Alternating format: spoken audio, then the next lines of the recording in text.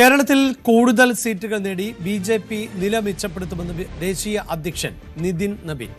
LDF UDF match fixing ആണ് കേരളത്തിൽ നടക്കുന്നതെന്ന് network 18 group editor in chief Rahul ജോഷിക്ക് നൽകിയ അഭിമുഖത്തിൽ നിതിൻ നബീൻ വ്യക്തമാക്കി. केरला में आप कैसे देखते हैं, कौन जीतेगा? कांग्रेस का पड़ला भारी है या फिर पिनराई विजयन का? जिस प्रकार से केरल में हम लोग की बढ़ोतरी हो रही है, 1.5% से 20% तक वोट पे गए.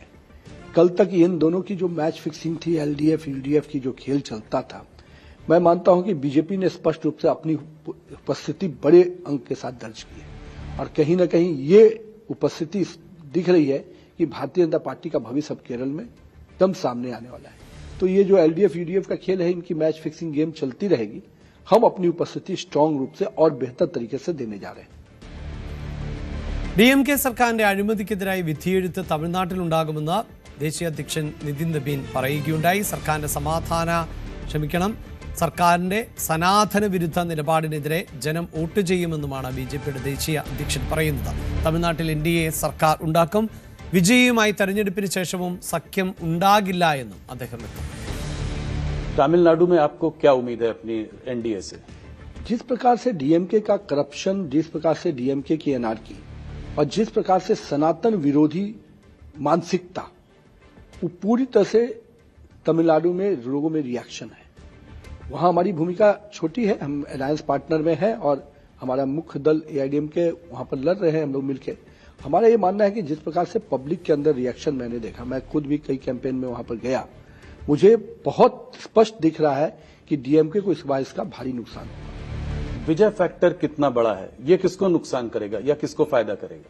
देखिए, विजय फैक्टर कितना बनेगा, राजनीति में कई बार ग्लैमर से भी लोग आते हैं और स्थान बनाते हैं, पर मेरा हमेशा मानना है पिच पे थोड़ा समय बिताना पड़ता है. और अगर कई बार हम लोगों ने देखे ऐसे ऐसे कई बड़े लोग आते हैं और वो कितने जमीन पर रह पाते हैं, वो देखने का विषय है. मैं मानता हूं कि विजय जी के लिए शुरुआत जरूर है, पर बहुत बड़ी शुरुआत होगी ऐसा मैं नहीं मानता हूं. तो ज्यादातर पोल DMK को दिखा रहे हैं कि DMK आगे है. क्या आने वाले समय में विजय के साथ मिलकर सरकार बनने की कोई संभावना है? कोई पोस्ट पोल अलायंस की बात हो सकती है? हमारी ऑलरेडी अपनी अलायंस वर्किंग है और सभी अलायंस पार्टनर हम लोग मिलकर चुनाव लड़ रहे हैं. हम आज पोस्ट पोल के लिए कहीं कोई संभावना मुझे नहीं दिख रही है. मुझे लग रहा है कि हम NDA एज ए फ्रंट सरकार बनाएंगे. तो विजय के साथ हाथ मिलाने का कोई आवश्यकता नहीं पड़ेगी और सरकार बनेगी. हम तो आश्वस्त हैं. പശ്ചിമബംഗാളിൽ കൃത്യമായ ഭൂരിപക്ഷത്തോടെ സർക്കാർ ഉണ്ടാക്കുമെന്നും ബി.ജെ.പിയുടെ ദേശീയ അധ്യക്ഷൻ പറയുന്നു. നുഴഞ്ഞുകയറ്റക്കാർക്ക് വേണ്ടിയാണ് മമതാ ബാനർജി സംസാരിക്കുന്നത്. അതിനെതിരായ വിധിയെഴുത്ത് ബംഗാളിൽ ഉണ്ടാകും എന്നുകൂടിയാണ് തെരഞ്ഞെടുപ്പിന്റെ പശ്ചാത്തലത്തിൽ നിതിൻ നബീന്റെ പ്രതികരണം. बंगाल में मेरा एक डायरेक्ट सवाल है, कितनी सीटों की उम्मीद है आपको?